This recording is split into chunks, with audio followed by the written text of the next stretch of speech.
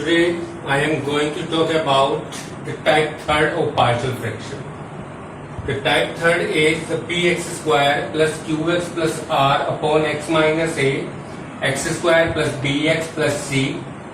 ठीक है, तो डिनोमिनेटर में मेरे पास एक ऐसी टर्म है which cannot be factorized further.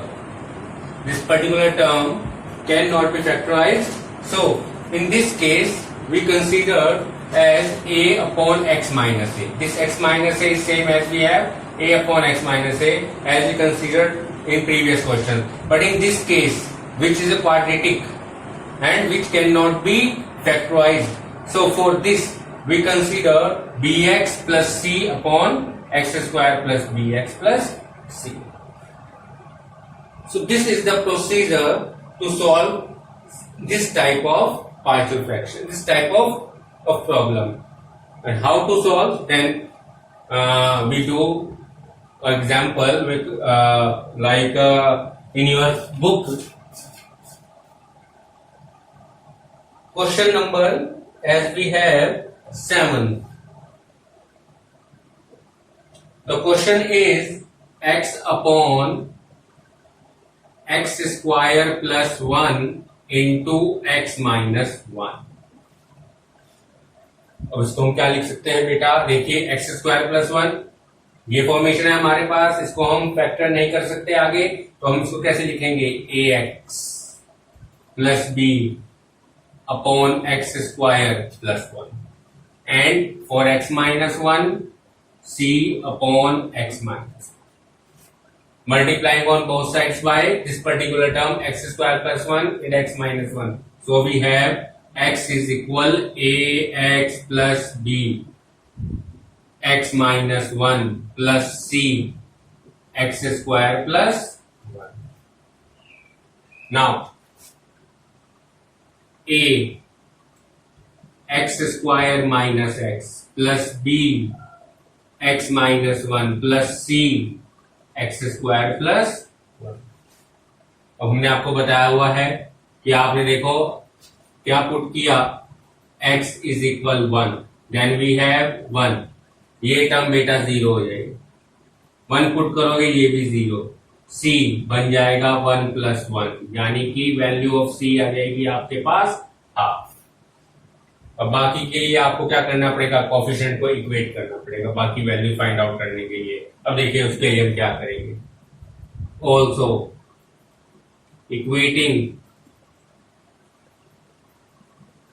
The coefficients of x square and x square और एक्स के कोफिशिएंट को आप क्या कर लें? इक्वेट कर लें. देखिए x square coefficient a plus C.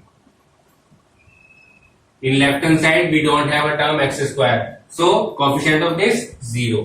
So value of c is half, so value of a is minus 1 by 2.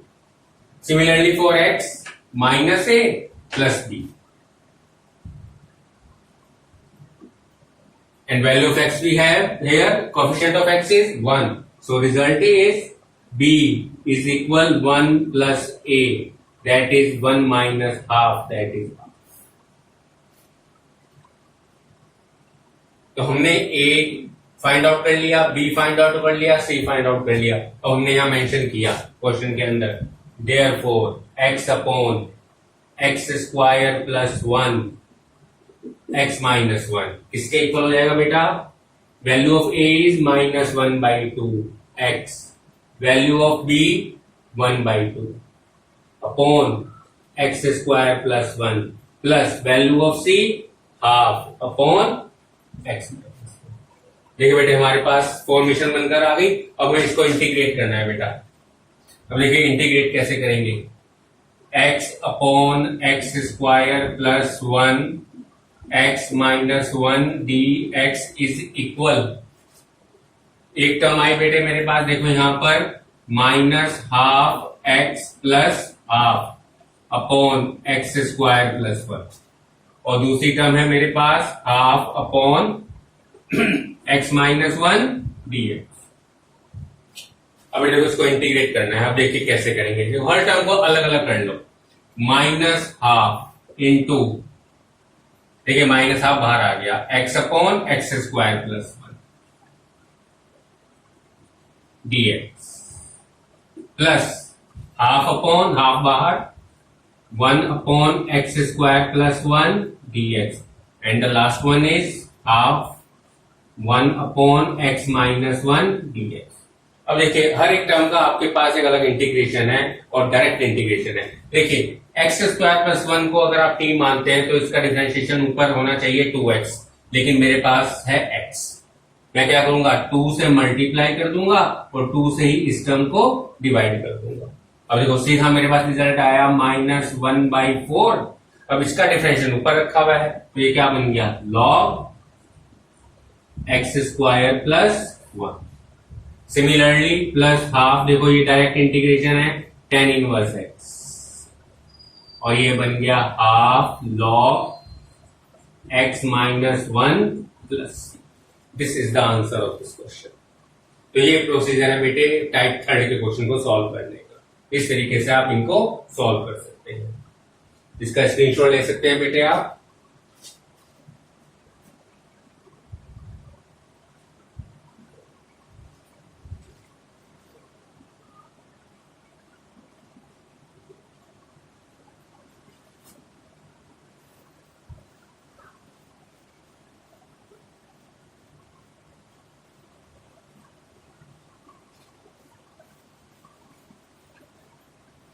अब देखिए बेटे type 4।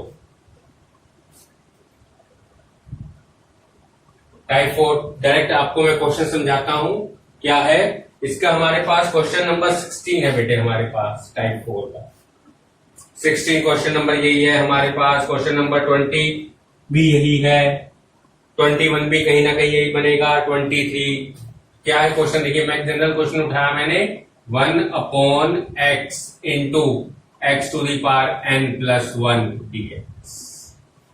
1 upon x into x to the power n plus 1 dx। अब देखिए आप क्या करेंगे इस क्वेश्चन के अंदर। बड़ा मैं बहुत इजी मेथड बता रहा हूं आपको, विदाउट पार्शियल फ्रैक्शन ये क्वेश्चन आपका हो जाएगा। देखिए कैसे, आपने क्या किया, x to the power n common ले लिया तो क्या बनकर आया, x to the power n plus 1 1 plus 1 upon x to the power n dx। अब आपने क्या किया, 1 प्लस